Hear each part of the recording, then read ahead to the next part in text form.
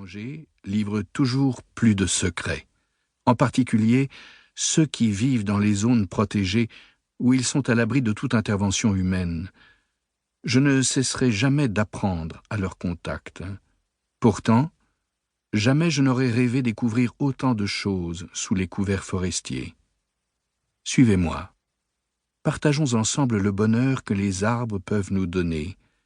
Qui sait, lors d'une prochaine promenade en forêt, peut-être découvrirez-vous à votre tour quelques petits ou grands miracles. Chapitre 1 – Amitié. Il y a longtemps de cela, alors que je parcourais l'une des anciennes réserves de hêtres de mon district, de curieuses pierres moussues ont attiré mon attention. J'étais passé maintes fois à côté sans les remarquer, jusqu'à ce jour où je me suis arrêté et accroupi. Leur forme, en léger arc de cercle, était peu ordinaire. En soulevant un peu la mousse, je mis au jour de l'écorce. Ce que je croyais être des pierres était en fait du vieux bois. Le bois de hêtre pourrissant habituellement en l'espace de quelques années sur un sol humide, la dureté du morceau que j'examinais m'étonna. Surtout, je ne pouvais pas le soulever, il était solidement ancré dans le sol. Je grattai un petit morceau de cette écorce avec un canif et découvris une couche verte. Verte? Cette couleur n'apparaît que lorsqu'il y a présence de chlorophylle, soit dans les feuilles fraîches, soit stockée sous forme de réserve dans les troncs des arbres vivants. Une seule explication était possible. Ce morceau de bois n'était pas mort.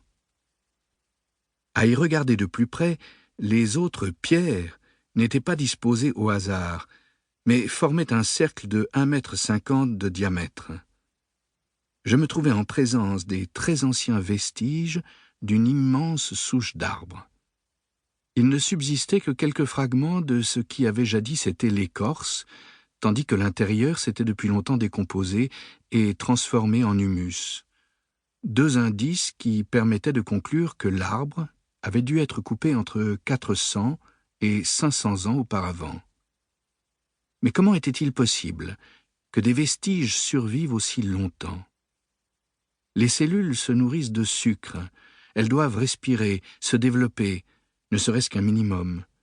Or, sans feuilles, donc sans photosynthèse, c'est impossible. Aucun des êtres vivants de notre planète ne résiste à une privation de nourriture de plusieurs centaines d'années, et cela vaut aussi pour les vestiges d'arbres, du moins pour les souches qui ne peuvent compter que sur elles-mêmes. À l'évidence, ce n'était pas le cas de celle-ci. Elle bénéficiait de l'aide que les arbres voisins lui apportaient par l'intermédiaire des racines. La transmission des substances nutritives s'effectue soit de façon diffuse par le réseau de champignons qui enveloppe les pointes des racines et contribue ainsi aux échanges, soit par un lien racinaire direct. Je ne pouvais savoir quelle forme de transmission était ici à l'œuvre, car je ne voulais pas causer de dommages à cette vénérable souche en fouillant le sol. Mais une chose était sûre, les hêtres environnants lui diffusaient une solution de sucre pour la maintenir en vie.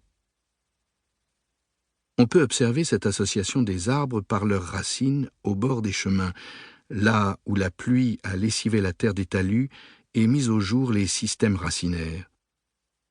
Des scientifiques ont constaté, dans le massif forestier du Harz, en Allemagne, que la plupart des individus d'une même espèce et d'un même peuplement sont reliés entre eux par un véritable réseau.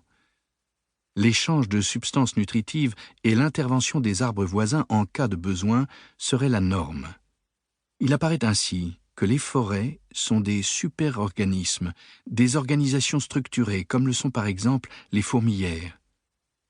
Il est légitime de se demander si les racines des arbres ne se développent pas au hasard dans le sol et ne s'associent pas simplement avec les congénères rencontrés sur leur chemin. L'échange de substances nutritives ne serait pas intentionnel et la structure en communauté sociale serait un leurre, puisque seules des transmissions fortuites seraient à l'œuvre. La belle image d'une entraide active céderait la place à la loi du hasard, qui serait toutefois également d'intérêt pour l'écosystème forestier. Pour continuer à écouter ce livre audio gratuitement, cliquez sur le lien dans la description et vous pourrez l'écouter en entier sans frais grâce à l'essai de 30 jours d'Audible.